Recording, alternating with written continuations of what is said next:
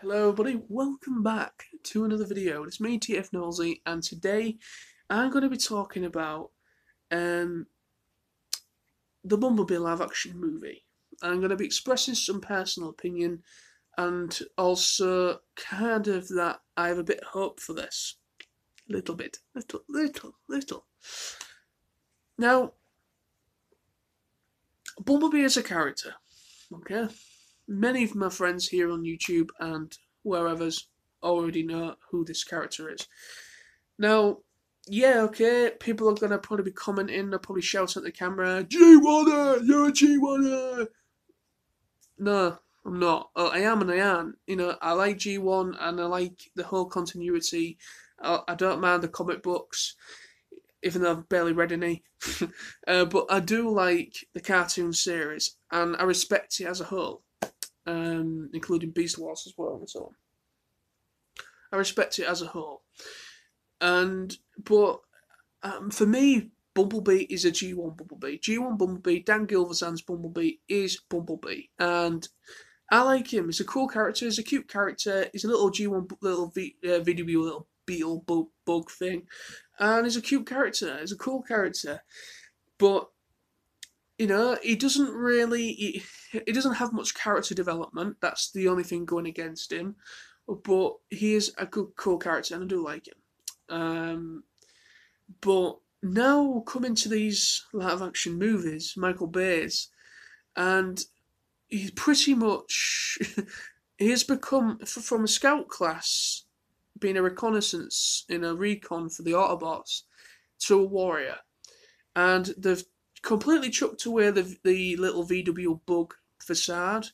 Mainly because I know they did it I know why they did it. They did it because at the time they couldn't get the rights to the VW Beetle because Volkswagen didn't want the Beetle to be kind of, an alien that destroys other aliens, pretty much, which is like an Autobot destroying Decepticons. So they didn't want to be part of a war type base movie.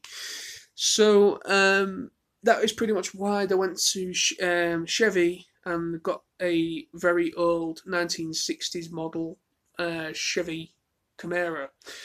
So that is pretty much what Michael Bay said anyway. I don't know how much you can take away from that. But yeah, so Michael Bay's version of Bumblebee, yeah, I can understand why some people like that character and why kids like him, because he is kick ass, he kicks major ass. But the problem is that isn't Bumblebee, and it just doesn't translate well for me. And I don't like how he has this attitude about him. I've noticed in the last couple of movies since Age of Extinction and Last Night, I've noticed he's really started to get quite a hump on his back and started to become a bit of a dick, pretty much. And I don't like characters like that. I really don't like. I've got no time of day for people in reality or in film of that kind of caliber that do me head in. Um, but anyway, so moving away from that. So getting to the point of what I want to talk about. So why I've got why I have a little bit of optimism about this movie, saying that I don't like the live action the Bumblebee character, but I do have a little bit of faith in this movie. Mainly because it is a basic movie. And that is what Transformers should be. You know, Michael Bay's putting way too much in this. He's putting too much into this. He's putting too much time into the design side, too much time into thingy in the story to the point where the story makes no sense. And yeah, it pretty just needs to be. All it needs to be is a simple story. Autobots, Decepticons, fighting on Earth. There are human interaction. They discover humans, but that is it. And it's a very basic thing. There's no love story there. Get rid of the love story. Sorry, having a bit of a nut job scene there. But get rid of the love story. Every movie is a love story around the Transformers, and it does my head in. So, we'll continue. Uh, So Travis Knight is at the helm of this movie, which means this is the first movie since 2007, that Michael Bay is not directing, and that is why I pretty much have a little bit of faith in this movie. If you don't know who Travis Knight is, this is his first time. This is a little bit of a risky move for Paramount because this guy has never directed a live action movie before. However, he has directed animation.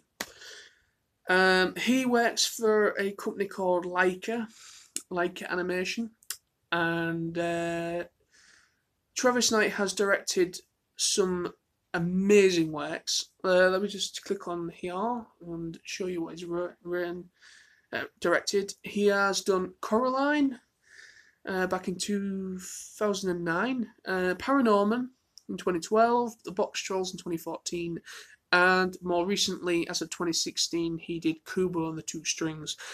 And he's the CEO of Leica. I apologise, he's the guy in charge of it.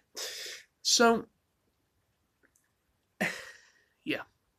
If you've seen any of those movies, you know what this guy is capable of. Now, The Box Trolls was probably the less best of what he's done, or what the guys behind that film did. But personally, Paranorman, Coraline, and the Kubo and the Two Strings are his best three works he's ever done. Kubo and the Two Strings for me is my favourite out of everything I've seen that he's been behind. So that is a little bit of his career, of what he has directed, and that gives you an idea of the kind of guy he is. Is able to really create, work very hard and work closely with the writers and create a really cool world and a great imaginative world and create these really indulgent characters. And it's very, very hard to see these days in movies where you have characters that you can get behind. It's very, very hard and very, very rare that happens nowadays. So Travis Knight has the capabilities to really create characters and really create a Bumblebee that we can get behind. And he's going to be a basic Bumblebee, and they're going to be giving him his 1986 Bumblebee Volkswagen Beetle, and it's going to be based in 1986.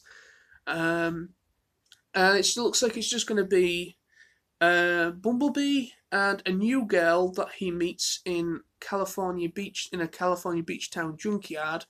So it's just going to be him and Haley Steinfeld's character, which is the new main female character, and also the partner to Bumblebee. And obviously you can have, I think, John Cena. I don't know who John Cena's going to be playing. John Cena's in this, so I don't know if he's playing her dad or if, I don't know. I've got no idea who he's playing, but John Cena's in this. Also, you've got George Lindenberg Jr., Rachel Crowe, Jason Drucker, Pamela Adlon, and Kenneth Cho. So those are the people that are in this, and the budget is only $70 million, and that is considerably less than Michael Bay's movies. So they're going to be making a very simple, stripped-down movie. They're going to strip it down to basics and make it a very simple movie. I've heard already that they've confirmed there's going to be more Autobots that are going to be alongside Bumblebee, but there's going to be less of them to make Bumblebee stand out on his own. And obviously there's going to be some Decepticons as well, but considerably less. So I'll be very happy. I'm just going to say this: I'll be very happy if they do a little cameo with Optimus Prime, but I don't want Optimus in the entire movie. I would love just a cameo, just like Bumblebee. This is your mission. He sends, Optimus sends Bumblebee on his own to do this mission. And that something that's maybe, this is all speculation to me. This is just me speculating that, I think that would be pretty cool if you just see Optimus cameo in, just saying, right, he sends Bumblebee on his merry way and he meets this girl. And that's pretty much that. So that's the only time we see Optimus Prime. And then obviously along the way he maybe will find other Autobot companions and other Autobots that are around, and he gets into a few skirmishes with the Decepticons. I'm very happy with that. You know, it's a very simple idea, and I'll be very happy with that kind of an idea and story. And just keep it simple. And then obviously, I don't know what's going to happen with the next movie after this, but I'm pretty sure Michael Bay will be back, even though it's the worst return revenue for these movies since 2007. So I'll be very surprised if he does come back, but I won't be. Well, I'll be surprised if they say, right, no more Michael Bay from now on, because I've got a feeling this live action Bumblebee movie will be the telling times for Bay.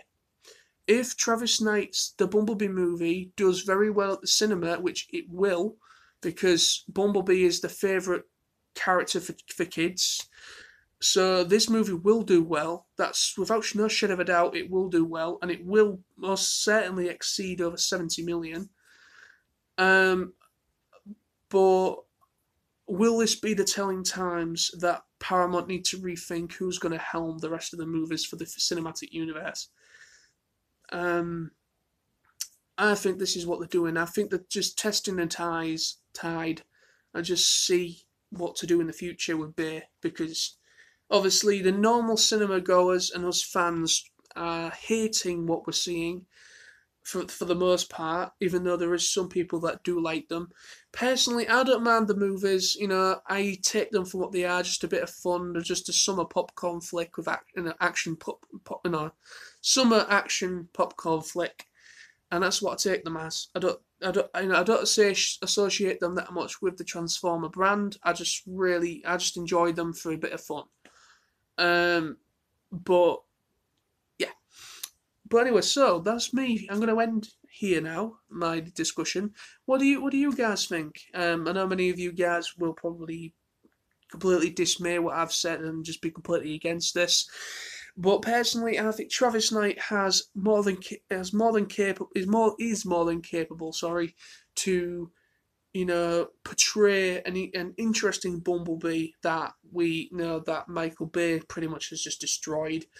But I think he is capable of making a very cool, very simplified movie that is more for family-based viewing, and just make a very simple movie and just have very cool characters that you can get behind, and a few skirmishes there with the Decepticons, and just keep it as low and as simple and brilliant and awesome as possible. And I think Travis Knight is the best name to do that.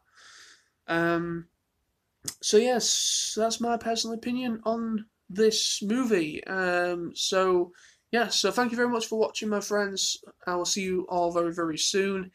And so remember to subscribe, comment, and rate for more. And I will see you all very soon. Bye bye.